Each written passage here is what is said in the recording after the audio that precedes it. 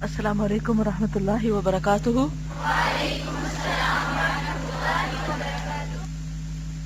نحمده ونصلی علی رسولہ الکریم، اما بعد فاعوذ باللہ من الشیطان الرجیم، بسم اللہ الرحمن الرحیم۔ رب اشرح لی صدری ویسر لی امری واحلل عقدۃ من لسانی یفقہوا قولی۔ فصل 46، توبہ کرنے کے بعد۔ اب اگر توبہ کی توفیق ہو جائے، پہلے دیکھیں توفیق تو ہو، کیونکہ جب تک دوسروں کی غلطیاں دیکھتے رہیں گے، انہی کو ہائی لائٹ کرتے رہیں گے، اپنی کی فرصت نہیں ملے گی اور توبہ بھی نہیں ہوگی۔ لیکن اگر کسی کو واقعی یہ احساس ہو جائے کہ اس سے غلطی ہوتی ہے، ہو سکتی ہے، کیونکہ ہم اپنے کو تو بینیفٹ آف ڈاؤٹ دیتے ہیں لیکن دوسروں کو نہیں دیتے۔ جس کو ہم گناہ گار یا مجرم کے کٹہرے میں کھڑا کیے ہوئے ہیں، ہو سکتا ہے وہ اللہ کی نگاہ میں نہ ہو، تو وہاں کیا ہوگا؟ پھر کیسے چھوٹ ہوگی؟ تو جس شخص کو اپنے گناہوں کا احساس ہو جائے اور پھر وہ صحیح معنوں میں توبہ کر لے، تو توبہ کرنے کے بعد کیا کرے؟ کیونکہ اگر توبہ کی توفیق ہو گئی نا، تو نیکیوں کے دروازے تو یوں کھل جائیں گے، کیونکہ استغفار کے بعد کیا ہوتا ہے؟ دنیا کی نعمتوں کے دروازے بھی کھلتے ہیں۔ فَقُلْتُ اسْتَغْفِرُوا رَبَّكُمْ إِنَّهُ كَانَ غَفَّارًا يُرْسِلِ السَّمَاءَ عَلَيْكُمْ مِدْرَارًا۔ تو یہ رزلٹ ہے کس کا؟ استغفار کا نا۔ یعنی اگر ہم واقعی سچے معنوں میں معافی مانگ لیں گے، تو نہ صرف یہ کہ دنیاوی نعمتوں کے، بلکہ نیکی کرنے کے جو دروازے ہیں یا چانسز ہیں یا مواقع ہیں یا فرصتیں ہیں، وہ بھی زیادہ ہو جائیں گی، کہ انعامات مختلف طرح کے ہوتے ہیں نا۔ اور یہ گناہ ہی ہوتے ہیں ہمارے جو ہم پر دنیاوی رزق کے بھی اور دنیاوی نعمتوں اور پھر نیکی کے کاموں کے مواقع چھین لیتے ہیں۔ توبہ کرنے کے بعد ایسے آدمی کو اللہ تعالیٰ کی جانب سے جو کچھ مل جاتا ہے اور جو نعمت بھی عطا کر دی جاتی ہے، چھوٹی ہو یا بڑی، اسے بہت زیادہ اور بہت بڑی نعمت تصور کرتا ہے۔ کیونکہ جب توبہ ہو جاتی ہے نا انسان کی قبول، تو اس کے اندر ایک خاص ٹھنڈک آ جاتی اور مزید نیکی کی طرف جو رجحان ہوتا ہے، یہ توفیق ہو جاتی، تو انسان کو اس کی قدر بھی بہت آتی۔ سوچئے کوئی ایسا اچھا کام کرنے کا اللہ نے موقع دیا جس پر پھر آپ نے اللہ کا شکر ادا کیا ہو، کہ آپ کسی ایسے آڑے وقت میں کسی کے کام آ گئے کہ جب کوئی انتہائی مدد کا مستحق تھا، کسی کی دکھ تکلیف میں اس کا سہارا بن گئے، اور اللہ نے آپ کے لیے وہ دروازہ کھول دیا کہ آپ وہ کام کر سکیں جبکہ بہت سارے لوگ کر سکتے تھے۔ نظر تو بہت سو کو آیا مگر نظر نہیں آیا، لیکن آپ کو اللہ نے دکھا دیا اور آپ سے وہ کام لے لیا۔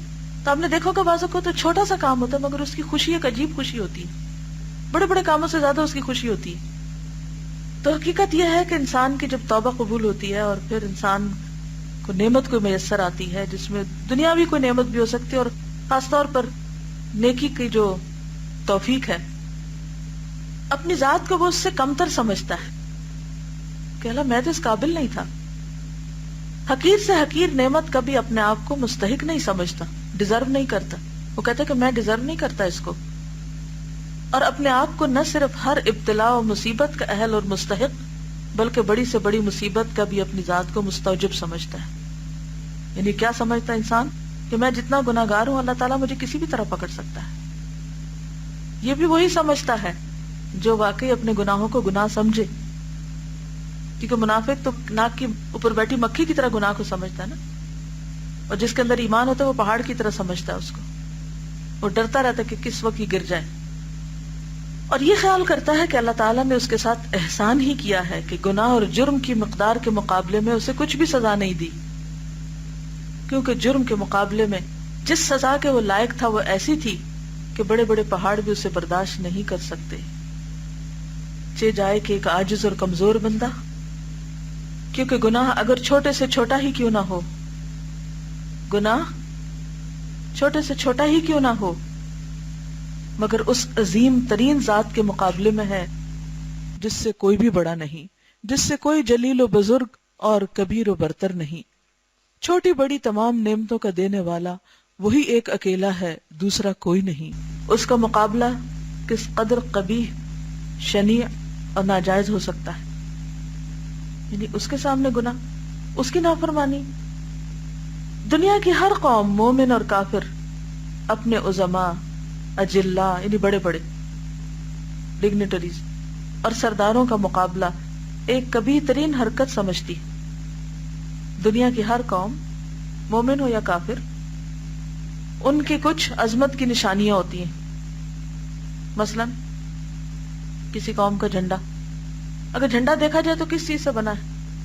کپڑے سے، اوپر کچھ رنگ لگے ہوئے ہیں اور کوئی نشان لگا ہوتا ہے. لیکن وہی کپڑا اس سے زیادہ قیمتی کپڑے کے مقابلے میں کوئی اہمیت رکھتا ہے؟ کس وجہ سے؟ کہ وہ پہچان ہے آپ کی قوم کی عظمت کی. وہ ترانے میں بھی ہے نا، پرچم ستارہ و ہلال، رہبر ترقی و کمال، ترجمان ماضی، شان حال، جان استقبال، سائے خدائے ذوالجلال. جی، یہ سب باتیں کس لیے کی گئی؟ کس کے لیے اتنی عظمت کے شعر اور گن گائے گئے؟ پرچم کے لیے. حالانکہ اگر دیکھا ہے پرچم کس چیز کا ہے؟ کپڑے کا ٹکڑا ہی تو ہے. آپ کو معلوم ہے کہ اگر کوئی شخص اپنے پرچم کی توہین کرتا ہے، پاکستانی جھنڈے کی اگر کوئی توہین کرتا ہے، تو اس کی سزا کیا؟ بہت بڑی غداری تصور کی جاتی، بہت بڑا جرم تصور کیا جاتا ہے.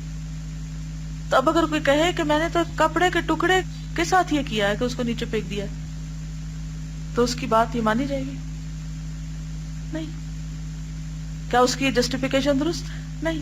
اسی طرح ہم گناہ کر کے ہم کیا کہتے ہیں؟ میں نے کیا کیا؟ کچھ بھی تو نہیں کیا. ایسے تو سبھی کرتے ہیں، تو چھوٹی سی بات تھی. کوئی بھی تعویل کر لیتا ہے انسان اپنے گناہ کی.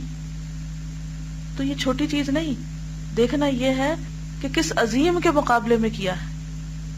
تو اگر ہم دنیاوی عظمتوں کے نشانوں کو اتنی اہمیت دیتے ہیں، اتنی بڑی بڑی باتیں اس کے بارے میں کہتے ہیں، اور اس کی معمولی سی توہین بھی بہت بڑا جرم قرار پاتی ہے، اللہ کی نافرمانی کوئی جرم نہیں.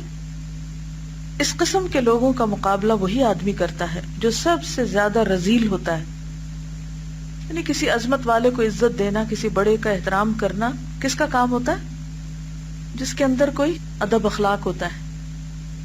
بعض لوگ اس کو بڑی بہادری سمجھتے ہیں کہ میں تو ہر ایک کی بےزتی کر سکتا ہوں. تو اس میں دراصل خود اس کی اپنی بےزتی ہوتی. اس قسم کے لوگوں کا مقابلہ وہی آدمی کرتا ہے جو سب سے زیادہ رذیل ہوتا ہے، جس میں جوہر مروءت نام کو نہیں ہوتا. اس کو اردو میں مروت کہتے ہیں، لیکن عربی میں مروءہ کہتے ہیں. مروءہ انسانیت کو کہا جاتا ہے. انسانیت، مروءہ کا لفظ ہے نا مرء سے، انسان. تو انسان کی جو انسانیت ہے، یا انسانیت کی جو اعلیٰ اخلاقی اقدار ہیں، وہ جب کسی کے اندر پائی جاتی ہیں تو ان بہت ساری اخلاقی خوبیوں کا نام مربت ہوتا ہے. اس قسم کے لوگوں کا مقابلہ اگر ذلیل ترین حرکت ہے، تو پھر اس ذات کا مقابلہ کس قدر رذیل اور ذلیل حرکت ہوگی. آپ دیکھیں کہ اگر آپ کے خاندان کا کوئی بزرگ ہے، یا استادوں میں کوئی عزت والا ہے، یا کوئی، تو اس کے سامنے اگر کوئی بدتمیزی سے بات کرے تو لوگ عموماً کیا کرتے ہیں؟ سب خاندان کے لوگ بیٹھے ہوں، کوئی اس میں سے بزرگ ہے، بڑا ہے، عمر کے لحاظ سے، علم کے لحاظ سے، ساری برادری اس کی بات مانتی ہے، سنتی ہے. اور اگر کوئی اٹھ کے اس کے سامنے بدتمیزی کرنے لگے تو باقی برادری کیا کرتی؟ کنڈیم کرتی، پکڑ لیتی کہ نہیں، یہاں نہیں تم بول سکتے. کیوں؟ اس لیے کہ بعض حرمتوں کو توڑنا دراصل سارے نظام کو بگاڑنا ہوتا ہے. تو اسی طرح جب کوئی شخص اللہ کی نافرمانی کرتا ہے تو بظاہر دیکھنے میں چھوٹا سا گناہ ہوتا ہے، لیکن جب ایک حرمت پامال ہوتی ہے تو پھر دروازہ کھل جاتا ہے، پھر انسان دلیر ہو جاتا ہے، پھر ایک کے بعد ایک گناہ کرتا چلا جاتا ہے، بے حس ہو جاتا ہے. تو اس ذات کا مقابلہ کس قدر رذیل اور ذلیل حرکت ہوگی جو سب سے بڑی اور سب سے زیادہ با اختیار اور زمینوں آسمانوں کی مالک، حاکم اور سلطان اور معبود ہے. اگر اس کی رحمت اس کے غضب پر، اس کی مغفرت اس کی عقوبت پر غالب نہ آتی تو ساری زمین زلزلوں سے پاش پاش ہو جاتی، یعنی انسانوں کے گناہوں کی وجہ سے. اگر حلم و بردباری اور مغفرت و بخشش نہ ہوتی تو بندوں کے گناہوں کی وجہ سے آسمان و زمین اپنی اپنی جگہ سے ہٹ جاتے اور دنیا تباہ ہو جاتی. ارشاد باری تعالیٰ ہے، بے شک اللہ تعالیٰ آسمانوں اور زمین کو تھامے ہوئے ہے کہ کہیں ایسا نہ ہو اپنی جگہ سے ٹل جائیں، تو پھر اس کے سوا کوئی بھی ایسا نہیں جو انہیں تھام سکے. بے شک اللہ تعالیٰ بڑا تحمل والا اور بخشنے والا ہے. آیت کے آخر میں اللہ تعالیٰ کے 2 نام آئے ہیں، ان پہ غور کیجئے. یہاں اللہ تعالیٰ نے اپنے تمام اسماء میں سے ان 2 ناموں کا ذکر فرمایا ہے اور آیت کو ان 2 پر ختم کیا ہے کہ وہ حلیم و غفور ہے. سوچئے کہ اللہ کے کیا کیا راز اس میں مضمر اور پوشیدہ ہیں. اللہ تعالیٰ اگر مجرموں اور گناہگاروں کے ساتھ حلم اور بردباری اور مغفرت اور درگزر سے کام نہ لیتا تو آسمان و زمین اپنی جگہ سے ٹل جاتے اور دنیا تباہ ہو جاتی. چنانچہ سورۃ مریم میں کافروں کا ذکر کرتے ہوئے فرمایا ہے، جس کی وجہ سے عجب نہیں آسمان پھٹ پڑے اور زمین شق ہو جائے اور پہاڑ ریزہ ریزہ ہو کر گر پڑے کہ لوگ رحمان کا بیٹا پکارتے. یہ تو معلوم ہے کہ صرف ایک گناہ کی پاداش میں اللہ نے ہمارے والدین آدم اور حوا کو جنت سے باہر کر دیا، اور صرف ایک ہی گناہ اور ایک ہی بات کی خلاف ورزی کی پاداش میں ابلیس کو راندہ درگاہ عالم ملکوت سے خارج اور آسمانوں سے نکال باہر کیا. لیکن پھر بھی ہم احمقوں کا حال وہی ہے جو کسی شاعر نے کہا ہے، نصل الذنوب الى الذنوب ونرتجی درج الجنان لدى النعیم الخالدی. ہم گناہوں پر گناہ کرتے چلے جاتے ہیں اور امید یہ رکھتے ہیں کہ نعمت لازوال کے ساتھ جنت ملے گی. پڑھیے ترجمہ آپ.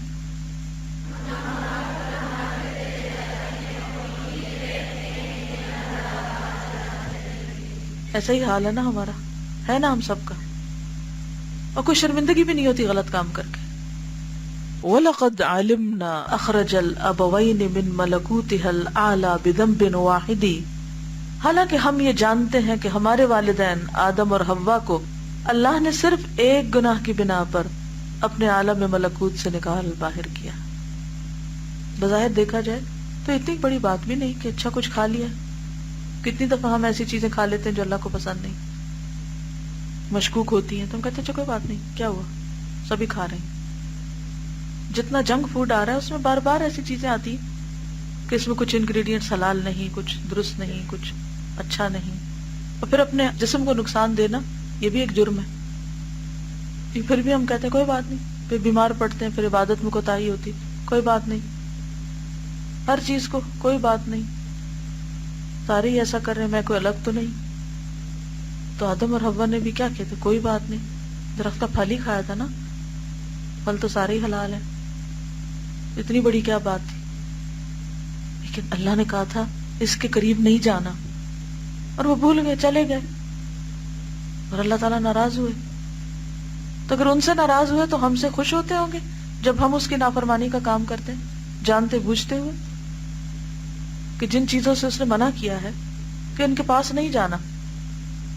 مثلا ماں باپ سے چھپ کر کسی لڑکی کا لڑکوں سے ملنا صرف ماں باپ نے منع کیا یا اللہ نے بھی منع کیا؟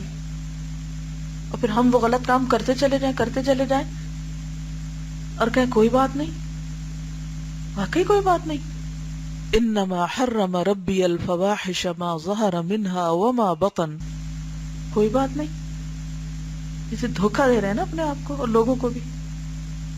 یخادعون اللہ والذین آمنوا وما یخدعون الا انفسهم وما یشعرون.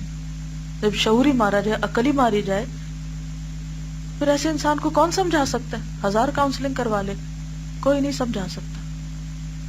خودکشی حرام ہے یا نہیں؟ کہیں جائز ہے؟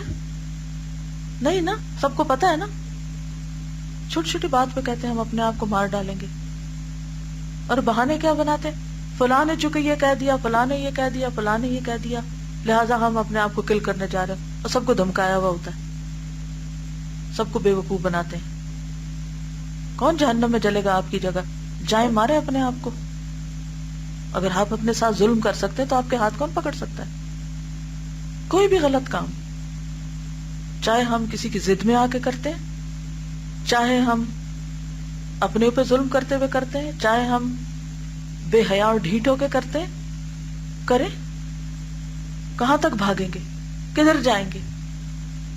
کیسے چھوٹیں گے؟ وہ ہے پکڑنے والا.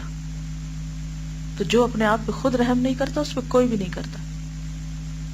مقصد یہ ہے کہ بندہ توبہ کرنے کے بعد قبل گناہ سے بھی بہتر ہو جاتا ہے. جو درجہ اسے پہلے حاصل تھا اس سے بلندتر مقام پر جا پہنچتا ہے. کبھی ایسا ہوتا ہے کہ گناہ اس کی ہمت توڑ دیتا ہے، جس سے اس کے تمام عزائم اور ارادے پست ہو جاتے ہیں. مایوس ہو جاتا ہے کہ میں تو کبھی صحیح ہو ہی نہیں سکتی کیونکہ مجھ سے پھر گناہ ہو جاتا ہے. بھئی ہو جائے گا پھر بھی، لیکن توبہ کا دروازہ مرتے دم تک کھلا ہے. واپس پلٹ آؤ. یہ تو نہیں کہ غلط راستہ لے لیا تو اب اسی پہ چلتے جانا ہے. واپس پلٹو. اور قلب کی صحت اس قدر خراب ہو جاتی ہے کہ توبہ بھی اگلی صحت تک پہنچنے میں اس کی امداد نہیں کرتی، اس لیے وہ اپنے فوت شدہ درجے کو پھر حاصل ہی نہیں کر سکتا. ہاں اگر جان بوجھ کے لڑکتے چلے جا رہے ہو، کہتے ہیں صبح کا بولا شام کو گھر آ جائے تو اس کو بولا نہیں کہتے، لیکن جو شام بھی نہ آنا چاہے، رات بھی باہر رہے، تو پھر واقعی وہ اپنے آپ کو پستیوں میں دھکیلتا چلا جا رہا ہے. کبھی ایسا ہوتا ہے کہ مرض زائل ہو جاتا ہے اور اسے وہی صحت حاصل ہو جاتی جو پہلے حاصل تھی. اب وہ اسی کے مثل عمل کرنے لگتا ہے اور اپنے اصل درجے کو پا لیتا ہے. لیکن یہ تمام باتیں اسی وقت ہوتی ہیں جب انسان کا تنزل اور انحطاط گناہ اور معصیت کی وجہ سے ہوا ہو. یہ تنزل اور انحطاط اگر کسی ایسے امر کی وجہ سے ہے جو اصل ایمان میں خلل انداز ہے، مثلاً تنزل شکوک اور شبہات اور ریب اور تردد اور نفاق وغیرہ کی وجہ سے ہے، تو اس کا تدارک نئے سرے سے ایمان لائے بغیر نہیں ہو سکتا. اگر اللہ کی ذات پہ ڈاؤٹ ہے، اس کی کتاب پہ، اس کے کسی حکم پہ، تو پھر اس کا علاج تو ایمان کی تجدید ہے. ایسے آدمی کی ترقی کی کوئی امید نہیں جب تک کہ وہ توبہ کر کے ایمان کے دائرے میں داخل نہ ہو. تو بات یہ ہے کہ ابھی اللہ نے ہمیں وقت دیا ہے، موقع ہے کہ ہم اس کی طرف پلٹ آئیں اور پھر صرف گناہوں سے ہی نہ نکلیں، کم تر درجے کے کاموں سے اٹھ کر بہتر کاموں کی طرف چلیں. کسی کی وجہ سے اپنے ساتھ دشمنی نہ کریں کہ چونکہ فلاں ایسا ہے لہٰذا میں یہ نہیں کر سکتا، فلاں ایسا ہے تو میں ایسا نہیں کر سکتا. یہی تو امتحان ہے ہم سب کے. کسی کو ماں باپ سے شکایت ہے، تو کسی کو بہن بھائیوں سے، تو کسی کو دوستوں سے، تو کسی کو کسی اور سے. ہر وقت لوگوں پر ہی گلے ہیں، لوگوں پر ہی اعتراض ہے. لوگ تو اپنی راہ جائیں گے، ہمیں اپنی قبر میں جانا ہے. بھلائیے سب باتوں کو اور کریے وہ جو آپ کے حق میں بہتر ہے، جو اللہ کے نزدیک اچھا ہے اور جو درجات کی بلندی کا سبب ہے. دھوکے میں نہ رہیں، دھوکے سے باہر آئیں. سبحانک اللہم و بحمدک نشہد ان لا الہ الا انت نستغفرک و نتوب الیک. السلام علیکم و رحمۃ اللہ وبرکاتہ.